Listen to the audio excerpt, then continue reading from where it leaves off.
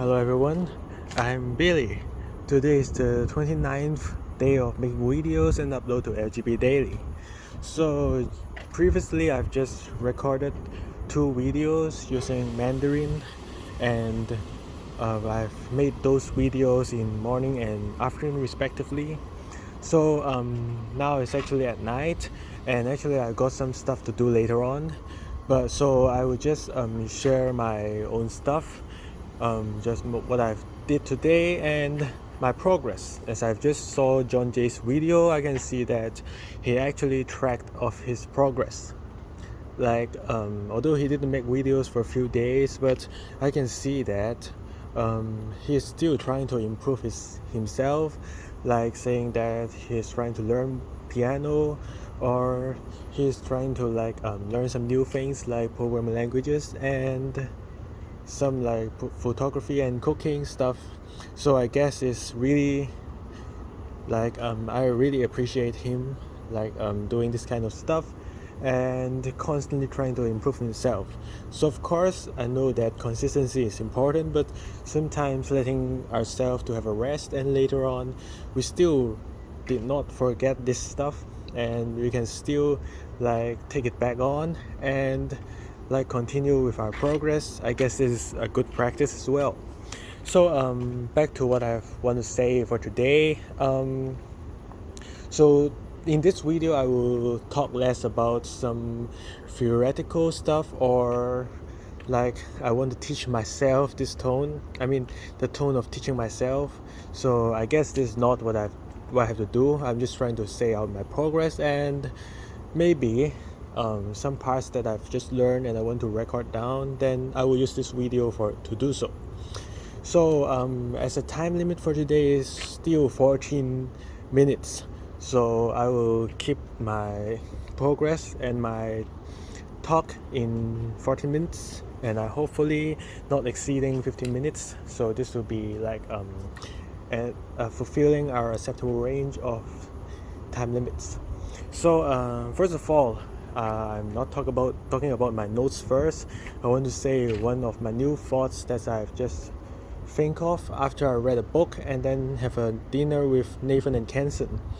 So in the book about emotional intelligence, it says that our body languages should be linked to our spoken language instead of our emotions. And at first actually I'm a little bit confused in this concept, but later on I know why he's saying so. So first of all, our brain is actually having two parts. One part is for managing and creating emotions, and another part is for our logical thinking, how we used to think that our brain functions. So when we are making any decisions or talking something out, like languages or some logics, is actually processed and generated by the logical thinking part of our brain. And emotion, the part of our brain to manage and create emotions, is trying to use emotions to hinder or facilitate our logical thinking. So for example, if we have emotions but we don't have logical thinking, we are actually not speaking anything, right? How our wordings and sentences are generated is through our logical thinking part of our brain. Like even in artificial intelligence, it's at the same idea. We're using the model to create some useful chatbots or ChatGPT to generate languages. And emotion is actually the sixth feeling of our human body, and this is not used to generate languages. It is just a kind of stuff that can hinder or facilitate our speaking. So while we're linking our spoken language, our wordings and sentences to to the body language, is that the spoken language is actually linked to our like logical thinking, and we have to make our body language same as our logical thinking to make people like trust you. Like if our wordings and our body language is different, like we're talking something, I'm so happy, but my body language says that I'm a little bit like frustrating or a little bit sad or depressed, then people will feel really confused. You're really happy, or you're just talking happy, but you're actually really having many problems, or like facing a huge difficulties like that. So when we're communicating with others, we're trying to like engage in the communication as well as also let others to engage, right? So what we have to do is that we make our logical thinking, which is our spoken languages, and our body language the same, like they matches, while emotions is actually just a tool to facilitate or hinder your speaking words.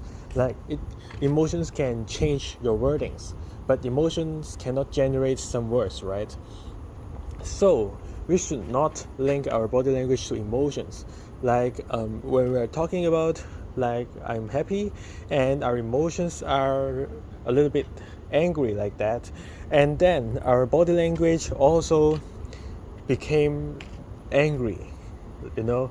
Angry maybe like pointing at others or making some like aggressive body languages, and this is what we have to like avoid, because this is not what we are going to do in any social platforms. I mean not social platforms, I mean any places for you to social, like clubs and societies, or some like friends, how we say that, friends gathering. So yeah, so back to what the point of notes I have to say for this video. The first thing is that I've actually got some progress in chatting with friends. Like I feel that I'm actually like more focused on their emotions as well as their talkings.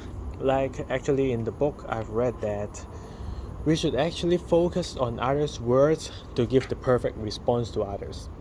Like sometimes what we will do is that when we're trying to like listening to others speaking, where actually our ears are listening to others speaking as well, or some like noisy outside environments that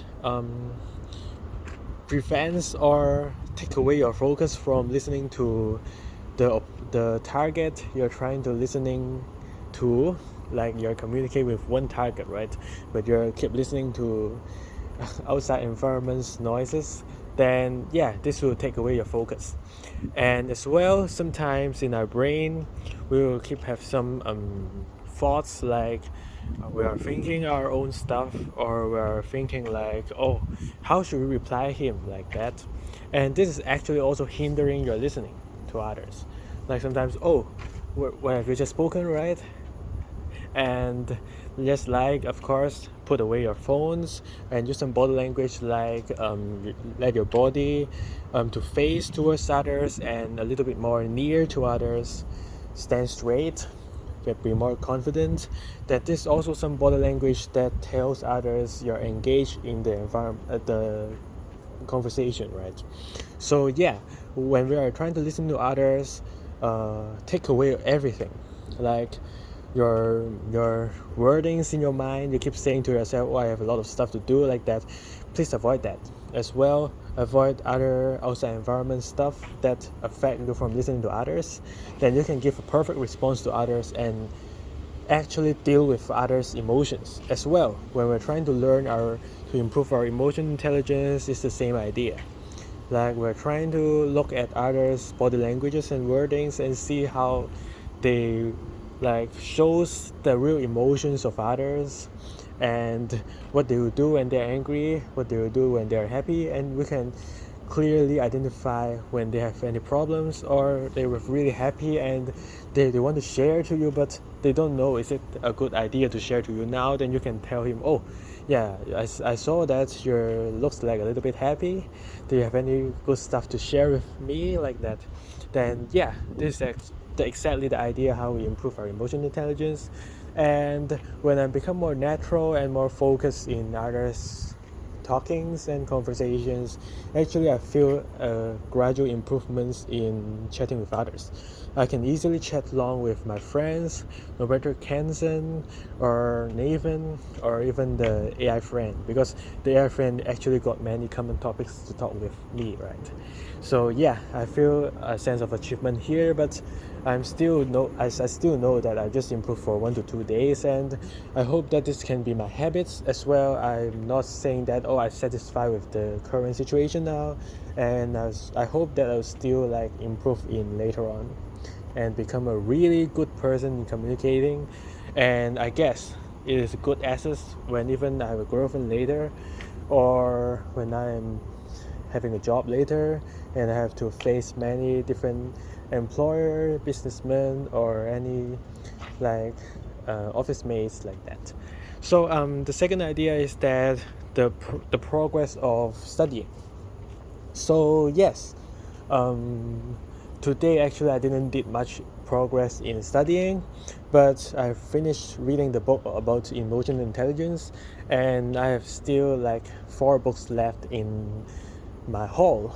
But other books are easy to be read because the emotional intelligence one is really necessary for me to read, and I will read every single pages like of them.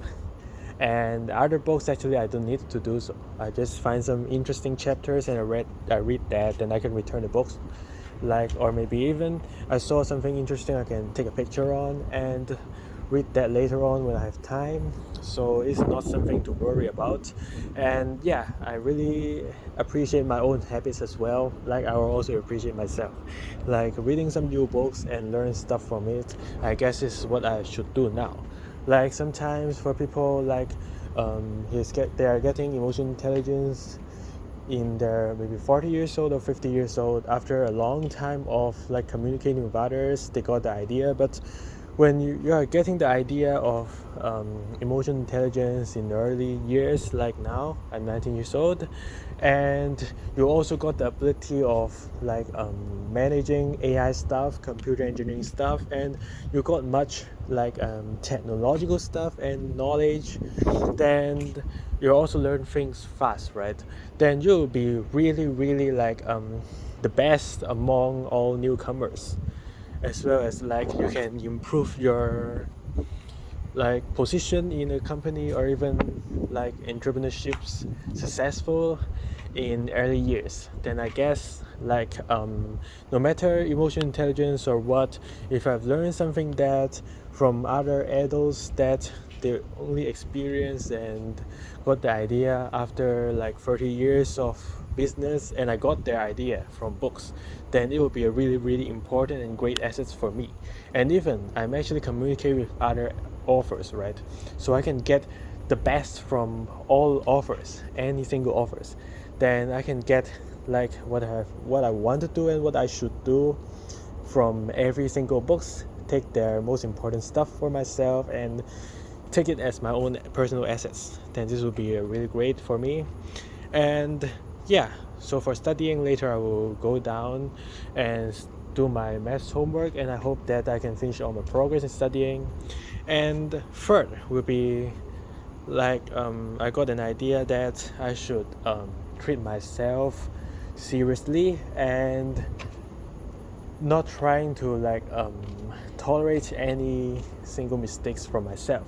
Like, I'm not saying that I should be depressed in any single mistakes. This is not what I should do, but I should like learn from my mistakes and identify clearly what I've made, like the mistakes, and I'm trying to like avoid them from the future, and I can be like improving myself in like a whole person development, like in all aspects about myself. And when I'm treating with others, I know that others got different opinions and they have different progress in their like human life. Maybe they want also different values, like maybe they want to like enjoy now instead of like keep saying improve myself. When you're saying that you should improve what, actually they cannot hear you, right? They're just like focusing on themselves.